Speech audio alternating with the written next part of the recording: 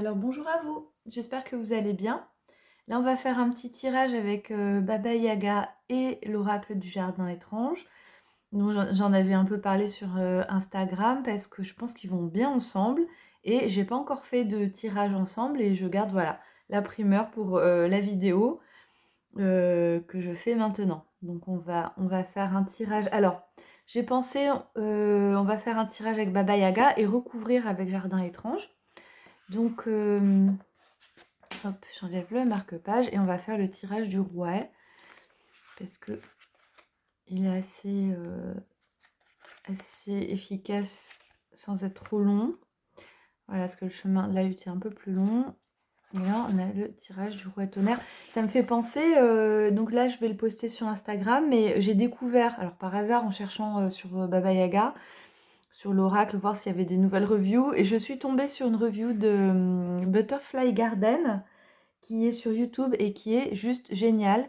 Alors c'est pas une review des cartes, mais c'est elle interprète en fait l'oracle et elle explique bien, elle fait des liens. Enfin j'ai trouvé ça super intéressant. Donc si ça vous intéresse, allez voir et je vous taguerai voilà, je taguerai son YouTube dans les commentaires. Alors, donc on va faire ça. Donc on a 5 cartes et on y va. Petit aparté, donc les oracles, je pense que du jardin étrange, je pense qu'on les aura mi-avril. Ils sont pas encore là en tout cas. Et puis j'ai relancé l'impression du spirit avec des cartes plus grandes, mais cette fois sans pendule ni dés. Donc ils sont déjà en précommande et eux ils vont arriver avant le jardin étrange. Voilà, il y a eu un petit micmac au niveau du calendrier chez l'imprimeur, ce qui fait que je reçois avant, ce qui n'aurait pas dû être le cas. Mais je les aurai là la semaine prochaine, les spirits. Donc voilà. Et ils sont en prévente sur Etsy et sur mon site. Allez, on y va. Donc on va se faire un petit tirage du moment avec les deux. Voilà, tirage général. Hop. Oh, il y en a qui sautent déjà. Bon, bah, je les garde. On a 4. Bon. Allez. Ça démarre fort. Il nous reste une carte. Ah, Baba Yaga, des fois. Hop. Et voilà. Elles veulent nous dire quelque chose. Hein. Elles ont sauté. Ça. Et alors, on va faire le jardin étrange et on va le mettre pareil. On va pas faire les lectures droites. On va faire les lectures dans tous les sens. Voilà. C'est quand même la particularité de cet oracle, c'est de... Voilà. Hop. Allez. 1, 2, 3. Et on va recouvrir donc toutes les cartes. Et alors, je vais vous faire une vidéo. Ouais, c'est sympa déjà. L'ambiance est là. Hein. Et on va faire... Attends, je réfléchis. Je me concentre plutôt. Celle-là. Je vais vous faire une vidéo pour apprendre à lire les cartes du jardin étrange rapidement, sans avoir toujours à recourir au livret. Parce que il y a des astuces et ça vient assez facilement. Hein. Voilà. Après, le livret est nécessaire, mais vous aurez des petites astuces. Quoi. Allez, on y va. Alors, on a Baba Yaga, c'est une des cartes qui a sauté. Alors, je vais essayer de recadrer mieux. J'aurai pas tout le monde hein, au niveau des cartes. Donc, je les déplacerai après. C'est pas très bien cadré. Hein, je les bougerai après, vous inquiétez pas. Alors là, on a Baba Yaga. Et donc là, la première carte, elle correspond le départ où j'en suis. Bon, bah déjà, vous avez vu les cartes qui sautent. Et hop, en première carte, elle est là. Elle dit bonjour, quoi. On va voir après. Hein. Mais c'est un peu le Joker, elle, hein, déjà. Mais bon, on part sur une situation. Et là, on a l'aconite. Et là, l'aconite, c'est le courage. Faire face aux épreuves. Vous voyez? On va faire toute la lecture et on va interpréter après. Ensuite, le 2, c'est l'obstacle, le mauvais sort.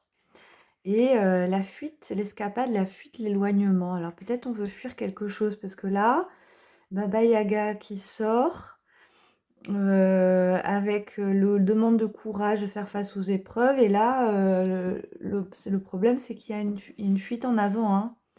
Ah ouais, et là on a le Datura qui dit le recul, prendre du recul, transcender, vraiment, outrepasser, voir au-delà, hein, en fait. Donc là, allez, on va continuer. Peut-être en voulant prendre du recul par rapport à une situation, on prend la fuite, hein. Vous voyez? On a les 2 là. Ensuite, on a le cadeau de la sorcière, l'aide, et on a la peur, l'immobilité, les limites. Alors, du coup, en lecture positive, on va continuer, on va voir. Mais là, c'est en aide, et on a le narcisse tourné vers l'extérieur. C'est intéressant. Donc là, on est sur la confiance en soi, l'amour-propre. C'est plus que la confiance en soi, c'est plutôt cet amour de soi, prendre soin de soi, vous voyez? S'apprécier, quoi. Et là, c'est tourné vers l'extérieur. Alors, on va continuer parce que là, je voudrais voir un peu où ça mène. Ensuite, on a l'initiation, ce que j'apprends. Ah, on est sur les souvenirs, la mémoire, l'oubli aussi. Et on a la lune croissante. Donc là, ce sont des énergies qui se renouvellent. Ah, là, c'est les renouvellements d'énergie. Donc, il y a des souvenirs qui émergent. Ce que j'apprends, c'est qu'il y a des souvenirs qui émergent. Donc, c'est ça qu'elle nous apprend. Elle nous apprend que elle nous fait découvrir qu'il y a encore des peurs, des limites, qui fait peut-être qu'on prend la fuite par rapport à des choses du passé qui nous bloquent et qui sont liées à notre image de soi vis-à-vis des autres. Vous voyez? Notre image, mais comment on est apprécié par les autres. Donc peut-être que, par exemple, on a eu des critiques quand on était il y a quelque temps ou quand on était plus jeune, et c'est ça qui nous bloque aujourd'hui, qui nous crée ces peurs, pardon. Et puis, c'est ça le cadeau aussi. Le cadeau, c'est de montrer les choses qui vont pas, hein, parce que là, on nous dit ça vient de la mémoire. Et on essaye de pas le voir, hein, on essaye de s'échapper par rapport à cette mémoire, de pas vouloir la voir, et on vous dit tout de suite faire face aux épreuves. Baba Yaga est là pour vous aider aussi, hein. Mais c'est une carte très forte celle-ci, donc c'est quelque chose d'important aussi, de faire preuve de courage, en tout cas là dans cette situation. Et là, l'accomplissement, allez, on va voir. Et on a l'ego, l'orgueil, l'assurance. Mais alors, dans l'aspect négatif, on est sur l'ego, mais dans l'aspect positif, on est effectivement sur l'assurance, la confiance en soi. Mais c'est aussi l'image de soi. C'est pour ça que je lui ai fait une petite couronne et du maquillage, parce que elle est aussi... Ah oui, on va la lire. On va la lire parce que là, je vois tout à fait de quoi ça parle. Et on va finir sur livrer enivrante vers l'intérieur. Et livrer enivrante vers l'intérieur, elle nous parle de discernement. Elle nous parle de discernement et d'avoir les idées claires aussi.